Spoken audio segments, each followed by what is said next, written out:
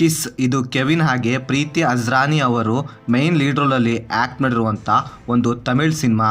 ಇನ್ನು ಈ ಸಿನಿಮಾ ನೋಡೋಕ್ಕೆ ನನಗೆ ಮೈನ್ ರೀಸನ್ ಅಂದರೆ ಕೆವಿನ್.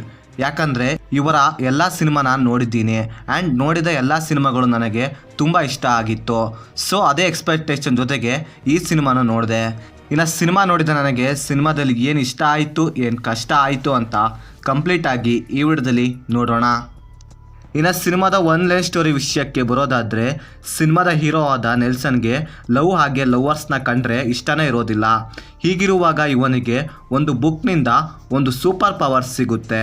ಅದು ಏನಂದರೆ, ಲವರ್ಸ್ ಯಾರಾದರೂ ಕಿಸ್ ಮಾಡೋದನ್ನು ಹೀರೋ ನೋಡಿದ್ರೆ ಆ ಲವರ್ಸ್ಗಳ ಫ್ಯೂಚರ್ ಏನಾಗುತ್ತೆ ಅಂತ ಹೀರೋಗೆ ಗೊತ್ತಾಗುತ್ತೆ. ಸೊ ಈ ರೀತಿ ಸಿಚುವೇಶನಲ್ಲಿದ್ದ ಹೀರೋ ಒಂದು ದಿನ ಒಂದು ಹುಡುಗಿಯನ್ನು ನೋಡಿ ಇಷ್ಟಪಡ್ತಾನೆ ಆ್ಯಂಡ್ ಮುಂದೆ ಅದು ಲವ್ ಆಗಿ ಕೂಡ ಕನ್ವರ್ಟ್ ಆಗುತ್ತೆ.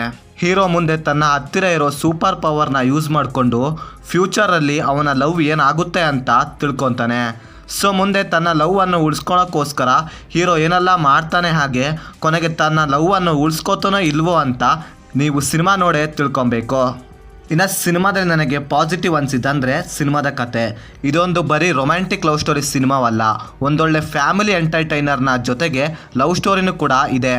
ಸಿನಿಮಾದಲ್ಲಿ ಎರಡು ಎಲಿಮೆಂಟ್ನ ತುಂಬ ಚೆನ್ನಾಗಿ ಬ್ಲೆಂಡ್ ಮಾಡಿ ತುಂಬ ಬ್ಯಾಲೆನ್ಸ್ ಆಗಿ ಹ್ಯಾಂಡಲ್ ಮಾಡಿದ್ದಾರೆ. ಇನ್ನು ಇದರ ಸೆಕೆಂಡ್ ಹಾಫ್ ತುಂಬ ಚೆನ್ನಾಗಿತ್ತು. ಅದರಲ್ಲೂ ಇದರ ಕ್ಲೈಮ್ಯಾಕ್ಸಲ್ಲಿ ಬರುವಂಥ ಸೀನ್ಸ್ಗಳು ಹಾಗೆ ಅಲ್ಲಿ ಕ್ರಿಯೇಟ್ ಆಗೋ ಸಿಚುವೇಶನ್ ಆಗಿರ್ಬೋದು ತುಂಬ ಎಮೋಷ್ನಲ್ ಆಗಿತ್ತು. ಆ್ಯಂಡ್ ಎಲ್ಲ ಸಿಚುವೇಶನ್ ಹಾಗೆ ಸೀನ್ಸ್ಗಳು ಎಮೋಷ್ನಲ್ ಆಗಿ ಕನೆಕ್ಟ್ ಆಗ್ತವೆ ಕೂಡ.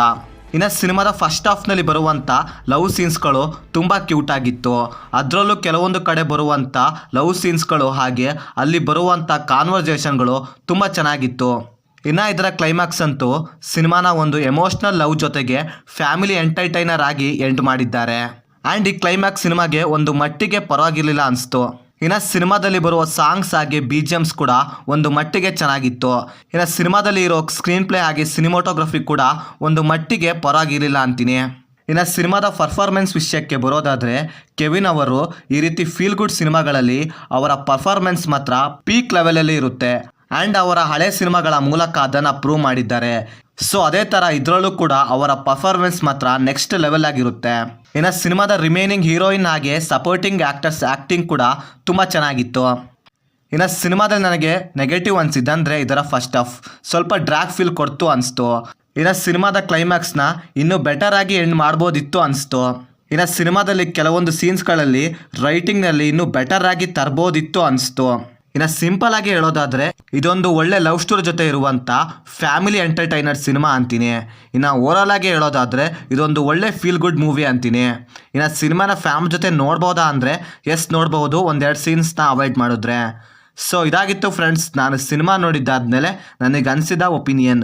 ನೀವೇನಾದರೂ ಆಲ್ರೆಡಿ ಸಿನಿಮಾ ನೋಡಿದರೆ ನಿಮಗೇನಿಸ್ತು ಅಂತ ಕೆಳಗಡೆ ಕಮೆಂಟ್ ಮಾಡಿ ತಿಳಿಸಿ. ಹಾಗೆ ನೀವೇನಾದರೂ ನಮ್ಮ ಚಾನಲ್ಗೆ ಫಸ್ಟ್ ಟೈಮ್ ವಿಸಿಟ್ ಮಾಡಿದರೆ ನಮ್ಮ ಚಾನಲಲ್ಲಿ ಬರೋ ಕಂಟೆಂಟ್ ಏನಾದರೂ ಇಷ್ಟವಾಗಿದ್ದರೆ ಸಬ್ಸ್ಕ್ರೈಬ್ ಮಾಡಿ, ಹಾಗೆ ಪಕ್ಕದಲ್ಲಿರೋ ಬೆಲ್ ಬಟನ್ನ ಕ್ಲಿಕ್ ಮಾಡಿ. ಮತ್ತೆ ಬೇರೆ ವಿಡಿಯೋದೊಂದಿಗೆ ಆದಷ್ಟು ಬೇಗ ಸಿಗುವ. By friends.